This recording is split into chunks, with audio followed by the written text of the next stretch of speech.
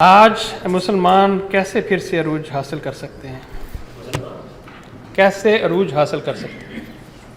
دیکھیے، بات یہ ہے کہ قوموں کے عروج و زوال کا تعلق کسی مذہب سے نہیں ہوتا۔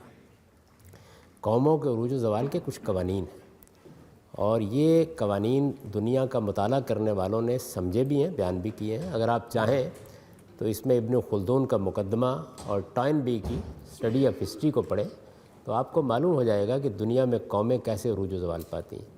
خلاصہ یہ ہے کہ جو قوم علم اور اخلاق کے لحاظ سے برتر ہو جائے گی اس کے حق میں خدا کا فیصلہ ہو جاتا ہے۔ علم اور اخلاق، یہ دو چیزیں ہیں جو قوموں کے عروج و زوال میں کی ورڈ کی حیثیت رکھتی ہیں۔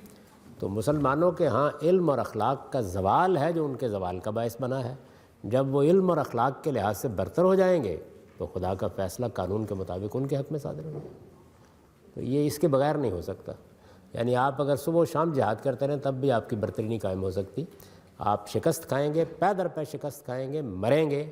یہ آپ دیکھ لیں، ٹیپو سلطان کو دیکھ لیں، آپ سراج الدولہ کو دیکھ لیں، مہدی سوڈانی کو دیکھ لیں، انور پاشا کو دیکھ لیں، ملا عمر کو دیکھ لیں، ہمیں دیکھ لیں۔ پاکستان میں شکست ہی مقدر ہے اور کوئی چیز نہیں۔ آپ برتری حاصل کرنا چاہتے ہیں دنیا میں تو علم اور اخلاق میں برتری حاصل کریں، کوئی راستہ نہیں ہے۔